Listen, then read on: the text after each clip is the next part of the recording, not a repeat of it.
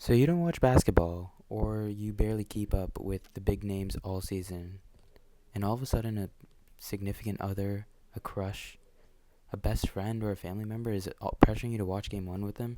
Not to worry, my name is Shashan Gupta, and here is your guide to the 2026 NBA Finals.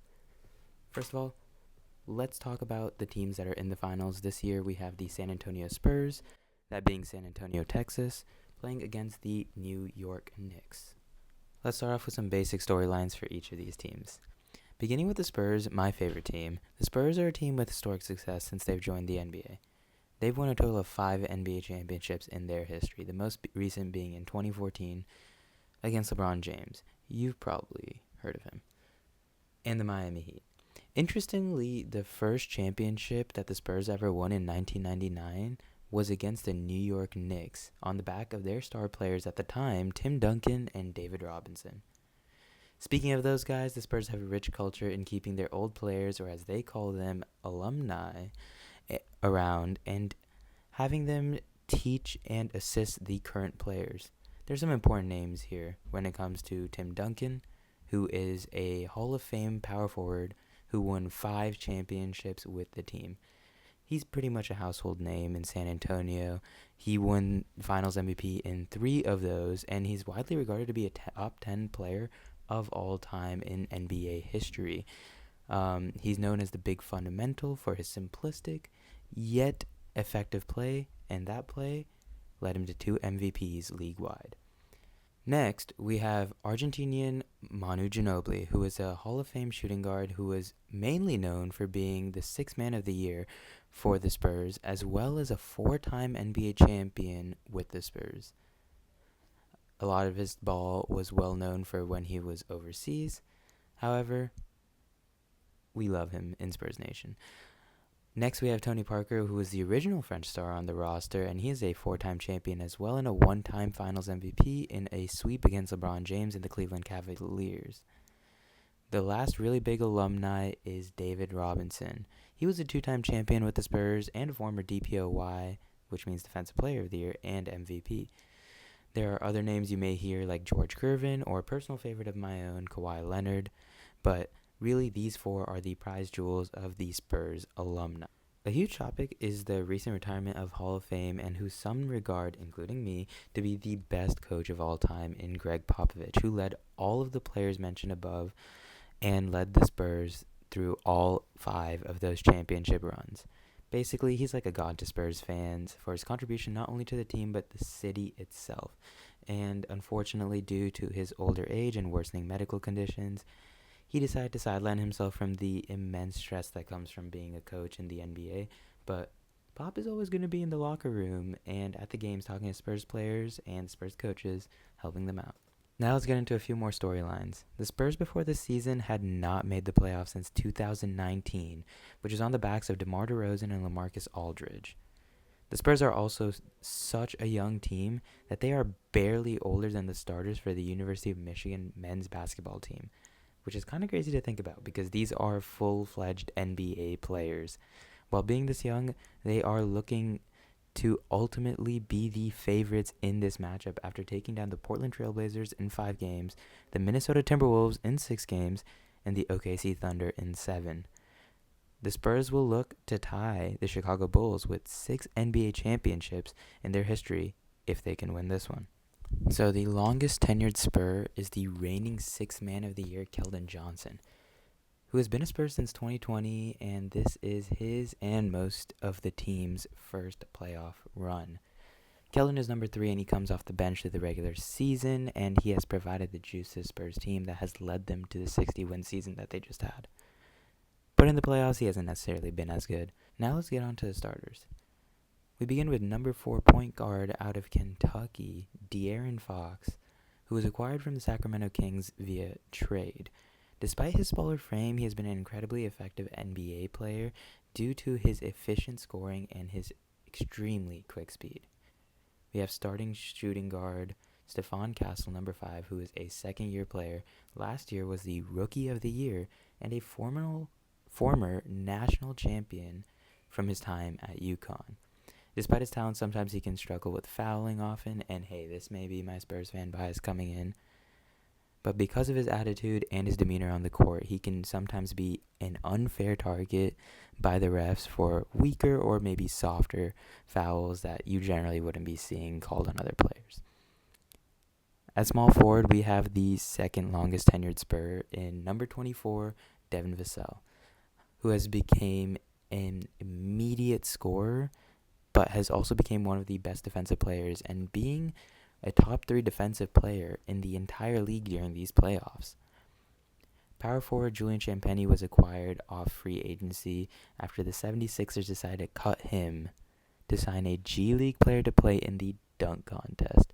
You'll hear that story on the broadcast a million times, and safe to say the 76ers are going to regret that decision, as Champagnie has evolved into one of the most talented three-point shooters and an overall hustle player on both sides of the ball. That number 30 on the back of his jersey can tell you the kind of shooter he is. Finally, at center, we have number 1, Victor Wembanyama. Wemby is regarded as a top 5 player in the league due to his incredible length, but also the athleticism and skill that comes with his game. He's the reigning first ever unanimous Defensive Player of the Year and was just named the Western Conference Finals MVP. His skill, basketball, and emotional IQ have made him one of the most likable players in the entirety of the NBA. We will briefly go over the rest of the bench here. So we already talked about Keldon Johnson, but let's talk about number 2, Dylan Harper, who has been the 6th man of the year through these entire playoffs. He may just be a rookie, but his skill, his intensity, and his overall IQ reflect that of a multi-year veteran. He's made some amazing plays coming out in this season. He is the son of former NBA player Ron Harper.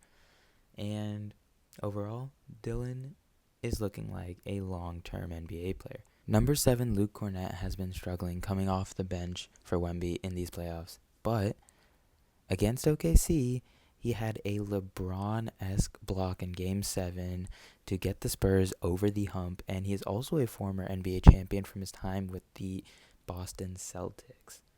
Number 11, Carter Bryant, is the Spurs' sweetheart, also being a rookie and a great defensive player, but overall plays in more limited minutes than the rest. Had to mention him because he is an overall favorite of mine and many Spurs fans and many non-Spurs fans out there. Harrison Barnes is a seasoned vet who won championships with the Warriors and is bringing that unique experience to this young team. But let's not forget about head coach Mitch Johnson, a Stanford graduate who studied for years under Greg Popovich as an assistant, and this year he was named top 3 in Coach of the Year, really moving past what everyone expected out of him. To the Knicks here. So, being from the Big Apple, this is one of the largest markets in all of sports. In fact, they are the 3rd largest NBA team worth roughly $9.75 billion. However, despite this valuation for the majority of my life and a majority of their fans' lives, they have been known as the laughingstock of the league. Whether it comes from drafting players like Frank Ntilikina or the fact that they haven't won a championship since 1973, which, by the way, is older than both of my parents, a majority of their fans, and funnily enough, the San Antonio Spurs tenure in the NBA, that title has definitely held up. They have an incredible history, though, with their coach in Pat Riley, who is one of the greatest coaches of all time, but a lot of that comes from his time beyond the Knicks, and several other great players, Patrick Ewing, who is widely regarded to be a top 50 and for some people top 30 player of all time, Walt Frazier, Willis Reed, Earl Monroe, Bernard King, and many other names that are well beyond the scope of mine and most people in NBA fandom. Their most recent star player was Carmelo Anthony, who played with the Knicks from 2010 to 2017, and in that time became the best Knick in recent history. That was until Jalen Brunson came to the Knicks. Since joining the Knicks from the Mavericks, he has been an MVP candidate and the former Clutch Player of the Year. Some people wrote him off for being a smaller guard, just being 6'2" and 190 pounds, but he has made the playoffs in 4 seasons with the New York Knicks.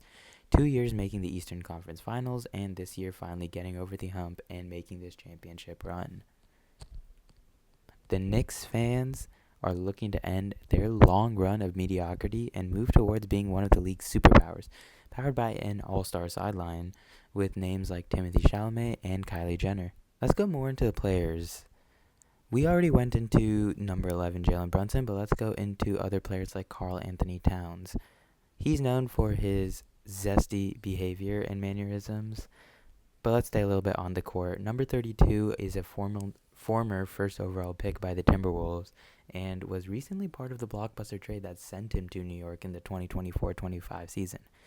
In fact, New York is known for not really drafting their talent, but acquiring it through smart free agency and trade decisions, which is very much in contrast to what we see out of the Spurs, who a lot of their players were drafted, or in the rare occasion, we have a few trades in there as well.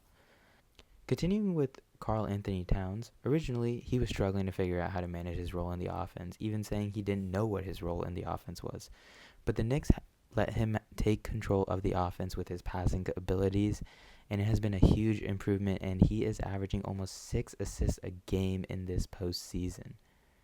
OG Anunoby was taken from Toronto to improve the defense while being able to average nearly 20 points a game. He wears number 8, and Knicks fans like to compare him basically to a young Kawhi Leonard, who he in fact played with as a part of that 2019 Toronto Raptors championship team. The Knicks also have Mr. Ironman and number 25 Mikal Bridges, mainly known for consistently being available to play in almost every game.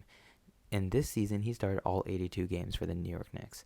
He brings efficient gameplay to the Knicks and is a former first-team All-Defense and is consistently a leader in steals in the NBA. He was a part of a massive trade from Brooklyn, and so far, he and his efforts have paid off in advancing the Knicks to their dominant championship run. Last but certainly not least, they have number 3 Josh Hart, who has slowly built himself into being an elite role player and being bringing his all-around capabilities to being an efficient starter. Off the bench, they have the longest tenured Knick and fan favorite Mitchell Robinson, who despite his inability to make free throws is great on the defensive end and is beloved by the players. They also have certain other players named Miles, also known as Deuce McBride, Landry Shamet, Jose Alvarado, and Jordan Clarkson. They're coached by Mike Brown, who was a former coach of the San Antonio Spurs, the Cleveland Cavaliers, the Golden State Warriors, the Sacramento Kings, and now a New York Knicks coach. In that time, he hadn't won a championship as the head coach. He only won as the assistant coach in Golden State. He is looking forward to winning a championship as the head coach for the first time. Now let's get more in depth. The real basketball. The way that the Spurs play defense, it is more than likely we're going to see Wemby placed on one of the players who struggles the most with their three-point shots, or someone who's not an immediate threat on the offensive end if they are staying on the outer wing. This allows the Spurs to have their defenders cheat on defense, where they can let a person get by them on accident and play more aggressive upfront defense, because if they do even get by them, they're going straight into the DPOY and a freakish athletic nature. The main matchup that we're probably going to see here when the Spurs are on the defensive side of the ball and the Knicks are on the offensive side of the ball is Stephon Castle versus Jalen Brunson. Jalen Brunson, obviously clutch player of the year and been in MVP conversations for years. He is one of the most versatile offensive players in the league. But Stephon Castle, as a young guard, has been showing his defensive prowess, being able to guard almost any guard. He spent time guarding Anthony Edwards and Shai Gilgeous-Alexander, the MVP of the league for back-to-back years in previous series. In this matchup, they're going to try to see if anyone other than Jalen Brunson can beat them. In a lot of the series, they have been okay with doubling up the superstars early, which worked on Anthony Edwards probably due to his leg injury that he had sustained before the series. But against SGA, we saw that they went more with the one-on-one approach in the later games, and the Spurs had some very promising results. Ultimately, for the Knicks, on offense, their X factor is going to be Karl Anthony Towns. And if he is really able to play the same kind of offensive game with his passing and take advantage of the game one matchup that he'll have. Again, considering the way that the Spurs play basketball, we're more than likely not going to see Wembanyama guarding Karl Anthony Towns. We're probably going to see a much smaller Devin Vassell guarding Karl Anthony Towns. Karl Anthony Towns, while not being the greatest defender, is a brilliant offensive player, and he should be able to take advantage of Devin Vassell regardless of Devin Vassell's defensive prowess. For the Spurs offense, it will be the tale of shooting and playing through Wembanyama.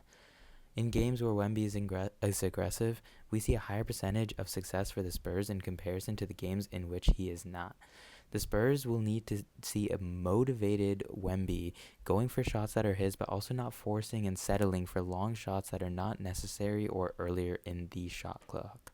We've seen that with a healthy De'Aaron Fox, especially in that Oklahoma City Thunder series, there will be less turnovers overall for this team, and it will make it easier for the Spurs to take advantage of their three-point shooting across the board with their several shooters both on the court and on the bench. Taking advantage of weaker defenders like Cat and Brunson are going to be the goal for the Spurs. Getting Wemby back onto Cat, or getting Stephon Castle or De'Aaron Fox or Dylan Harper or any of the guards, to be honest, the matchup with Jalen Brunson will be important for the Spurs. And to avoid Mitchell Robinson's defense, I can foresee the Spurs attempting to do the patented Hacker Robinson, where you foul Mitchell Robinson and make him shoot free throws, where he will honestly get lucky if he even makes one of them. Through this defensive assignment, however, we will likely see the feisty and physical OG Anunoby being placed on Wembanyama. And while we were talking about the same kind of size differential for Cat on Devin Vassell, Wemby is of much lankier frame, and he has struggled in the past against more physical defenses. And this is all coming from the mouth of former Spur and now Knick Jeremy Sochan. So, based on that information, we may see OG Anunoby have a defensive masterclass in this series, and a potential OG Anunoby Finals MVP if we follow the Andre Iguodala logic. To take advantage of viewing in this series is how the Knicks approach their shooting. Generally speaking, the Spurs will end up giving up a lot of three-point shots within the three-point range. That is where their defense shines. So we will see the New York Knicks take more threes than they may on average. Will they all go in? Who knows? Depends on how they're shooting, depends on how the Spurs are defending, but it may be an interesting game to look at three-point percentages here. Overall, this is going to be a hard-fought series, and this may once again be my Spurs fan bias, but I have the Spurs winning this one in 7 games. I do think that this is going to be hard-fought through and through, but originally I was leaning Spurs in 6, but for some reason I don't think that they're going to be able to take it home in Madison Square Garden, where the tickets cost hundreds of thousands of dollars. If you make your fans pay $100,000 to sit courtside for these games, you better win. I also do look forward to seeing how both these coaches do. These are both well-respected coaches in the game, especially Mike Brown, who's been around for so long at this point, and Mitch Johnson, who is a younger, emerging name in coaching. Seeing the matchups and how they decide to play players, the kind of plays that they'll run offensively, who they decide to target on the defensive and offensive ends of the floor, the ways that Mitch Johnson may implement Hack a Robinson, the ways that you may see Mike Brown lead Mitchell Robinson towards players that may get into foul trouble early, such as a Stephon Castle and sometimes even a Victor Wembanyama. So overall, it's going to be a great series. It's going to be interesting. I think this is going to go the distance. And yeah, I hope this taught you something about both these teams. And if you want to hear more of my takes, if you want to get game reviews after each of these games, learn a little bit more about the NBA, subscribe. I'm going to be posting after each and every one of these games, talking about my feelings. This is basically a place for me to either vent or celebrate, because there are no other Spurs fans that I know of in the Bay Area. So yeah. Thank you so much for watching. I will catch you guys in the next one.